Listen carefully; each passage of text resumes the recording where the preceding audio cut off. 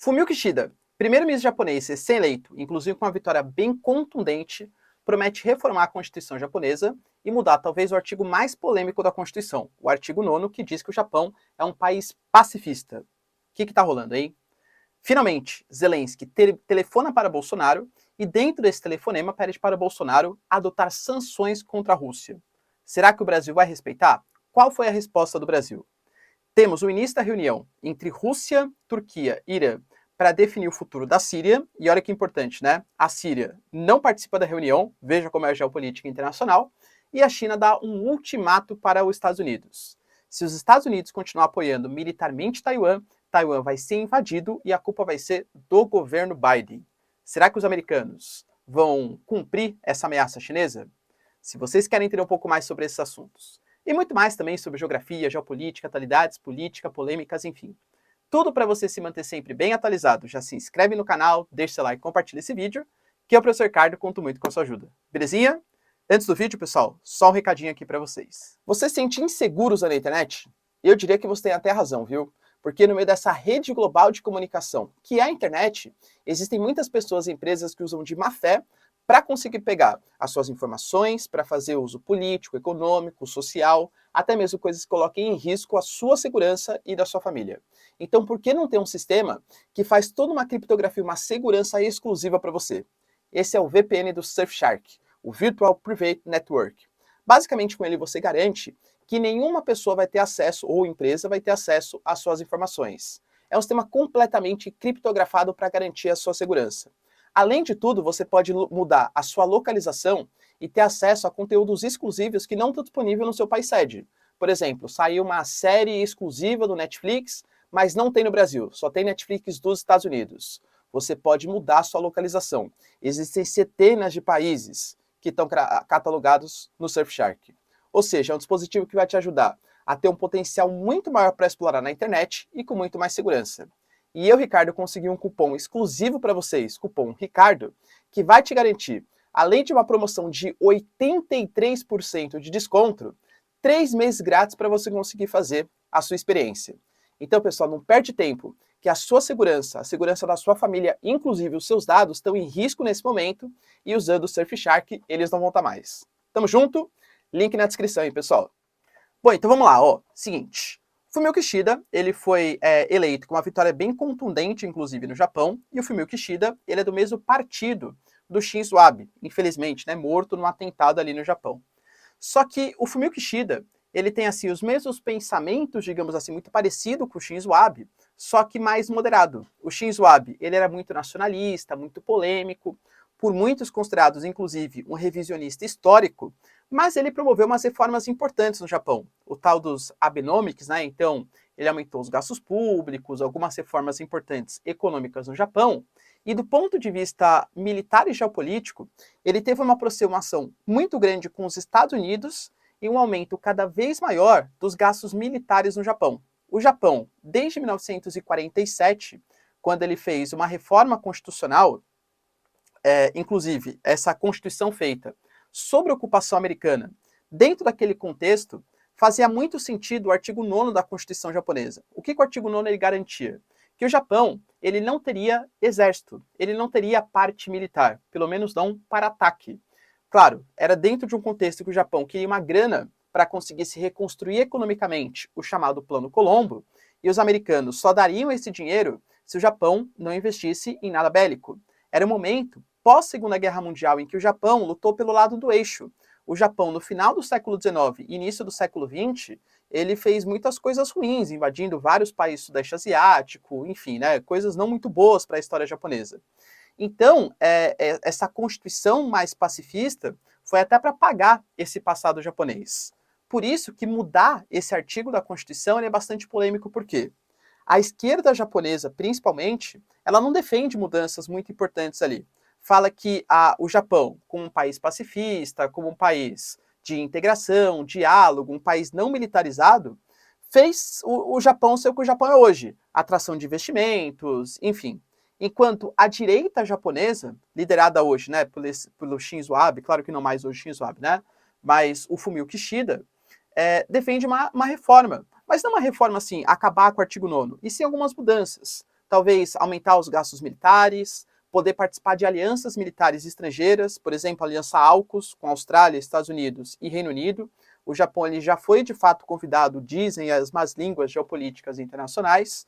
Então, assim, só que para conseguir mudar, é que nem se fosse no Brasil. É uma PEC, um projeto de emenda constitucional.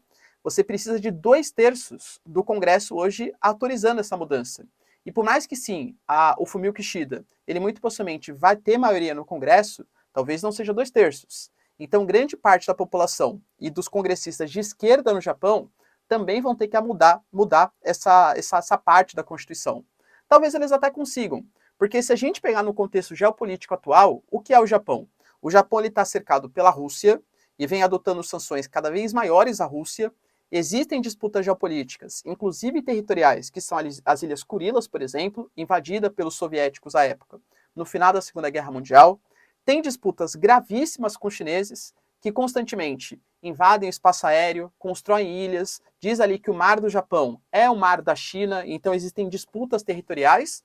E claro, a Coreia do Norte, que constantemente faz ataques militares, faz testes nucleares, enfim, ou no mar do Japão, ou às vezes até mesmo passando por cima, ou caindo muito perto da ilha de Hokkaido, que é a ilha mais ao norte do território japonês. Então o Japão está sob constante ameaça.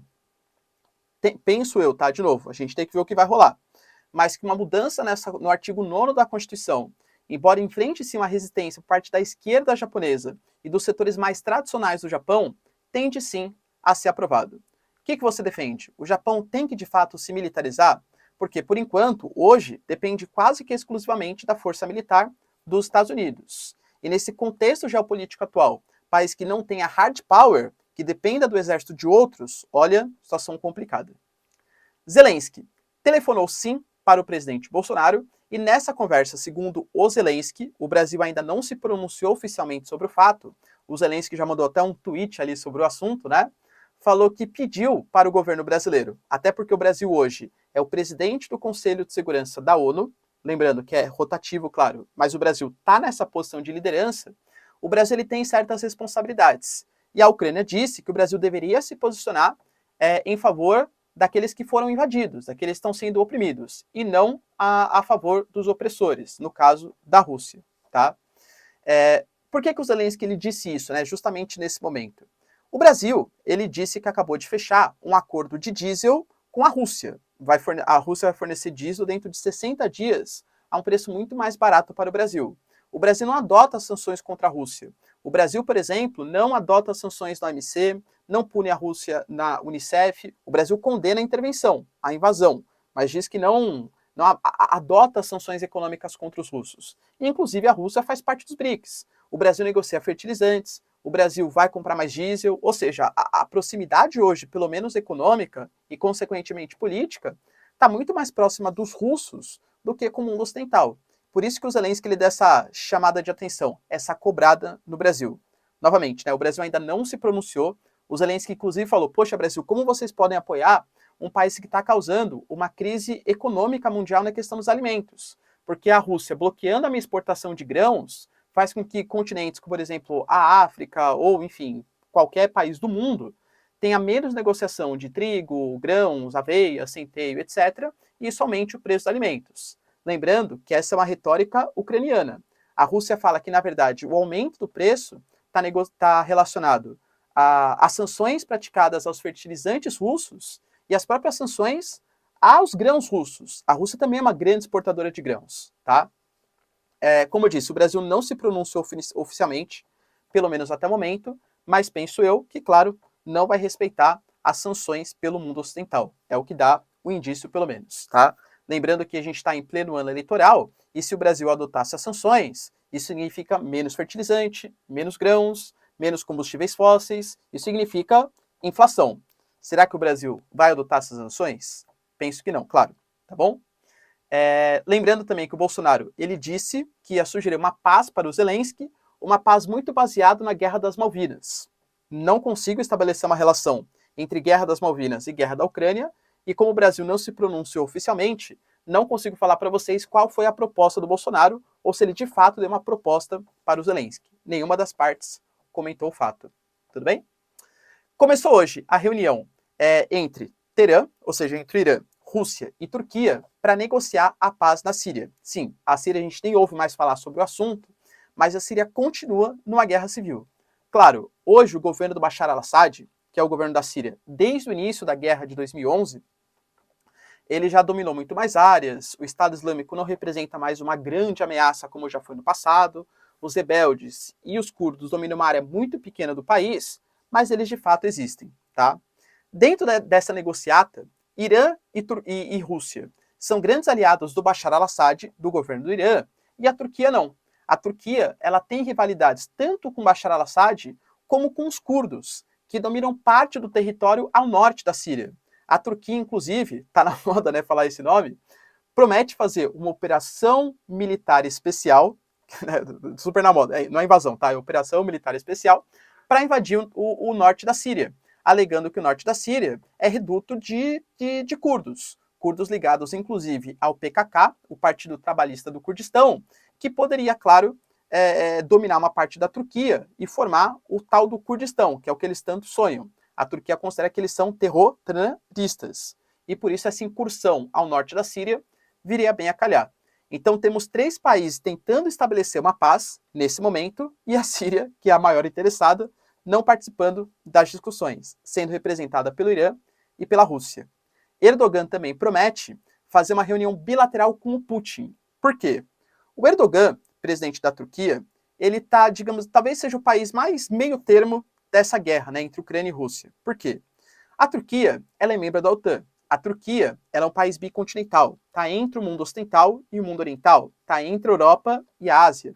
A Turquia é um ponto estratégico, passagem do Mar Negro, que a Rússia dominou a partir da Crimeia, ao Mar Mediterrâneo. Então a Turquia é muito estratégica no conflito. E a Turquia tem relações importantes com a Rússia. É fato, economicamente, galera, são países muito próximos um do outro, né? A Turquia, por exemplo, ela vinha barrando a entrada da Suécia e da Finlândia. Claro, tem a questão dos curdos e tal, mas também porque sabe que uma possível entrada de Finlândia e Suécia desagradaria a Rússia. E a Turquia não quer desagradar a Rússia, pelo menos não descaradamente. A Turquia recebeu, por exemplo, o sistema de defesa da Rússia no passado, o que foi alvo de sanções dos americanos. Só que, ao mesmo tempo, a Turquia é membro da OTAN, é membro também de um eixo mais ocidental do mundo. Então ela está tentando negociar ali, fazer o meio campo. A Turquia, por exemplo, nesse momento, falou, olha, não sei se eu... parecia que estava tudo resolvido, né? Falou, não sei se eu vou autorizar a entrada da Suécia e da Finlândia, porque até o momento eles não extraditaram todas as lideranças curdas que eles prometeram que iam fazer no passado. Percebe? Então a Turquia, inclusive, está se beneficiando muito com esse fato. Por quê? Como ela é muito benquista, muito estratégica para os dois lados, tanto Rússia como no mundo ocidental, tem que ficar dando concessões para a Turquia, e a Turquia vai se aproveitando nesse momento. Tá certo, é o papel geopolítico do Erdogan, tá?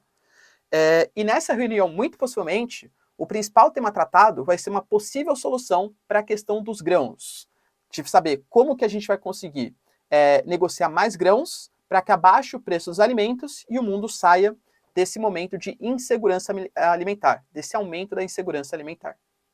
E para finalizar aqui o nosso vídeo, a China deu um ultimato aos Estados Unidos. Os Estados Unidos, desde a Revolução Chinesa de 1949, quando o Kuomintang, o Partido Capitalista, perdeu a Revolução Chinesa, fugiu para a Ilha de Formosa e fundou a República da China, que é o que eles consideram como a China de verdade, que é Taiwan, os capitalistas, naquele momento os Estados Unidos reconheceu Taiwan como a China de verdade. E a República Popular da China, controlada pelo PCC, pelo Mao Tse-tung, à época não foi reconhecido. Na década de 70, inclusive com o presidente Nixon, passa a ter uma mudança no entendimento, né? E os Estados Unidos reconhecem a China continental, o Partido Comunista Chinês, como a China de verdade. E Taiwan não é mais um estado de fato. Só que os Estados Unidos nunca cancelou as relações econômicas, geopolíticas e militares, principalmente. Cara, militarmente, os Estados Unidos, ele sempre manteve aquela tal da ambiguidade estratégica. O que seria isso? Olha, eu, Estados Unidos, nem apoio tanto Taiwan, a ponto que Taiwan se sinta confiante para atacar a China, mas também não deixo de apoiar Taiwan para que a China se sinta confiante em atacar Taiwan. É uma ambiguidade ali. O Biden mudou isso esse ano. O Biden falou que caso a China parta para cima de Taiwan, os Estados Unidos vai se sentir como se também tivesse sido ameaçado. Ou seja, muito possivelmente vai atacar os chineses, segundo o Biden, claro, tá? A China não gostou dessa declaração E os Estados Unidos continua negociando, principalmente acabou de acertar um acordo ali de quase 600 milhões de reais, mandando equipamentos, utensílios, peças de manutenção para equipamentos militares de Taiwan. Um acordo de 600 milhões de reais. Pô, super importante isso. Cara, se os Estados Unidos reconhece a China continental, é que nem se, por exemplo, eu fingir, sei lá, Santa Catarina é separatista no Brasil. Aí a Argentina reconhece que o Brasil é o país de verdade, então não pode manter negociações com Santa Catarina. Só que a Argentina constantemente vende peças militares para Santa Catarina. Falei qualquer estado, tá? Nada contra Santa Catarina, claro, tá bom? Entende que é meio incongruente essa relação? Então, por conta disso, a China considera que se os Estados Unidos continuar estabelecendo relações militares com Taiwan, isso vai significar a invasão de Taiwan e, claro, sobre a culpa dos americanos. Penso eu que, é claro, é só uma desculpinha para a China, de fato, invadir Taiwan, né? Convenhamos, tá bom? Mas, enfim, é um ultimato que os chineses deram para os americanos. Se você fosse o Biden e ia respeitar esse ultimato, vai cortar relações, então, militares com a Ilha de Formosa? Deixa aí nos comentários. Quero saber sua opinião. No mais, galera, se vocês curtiram o vídeo, tamo junto, beijos, abraços e tchau, tchau.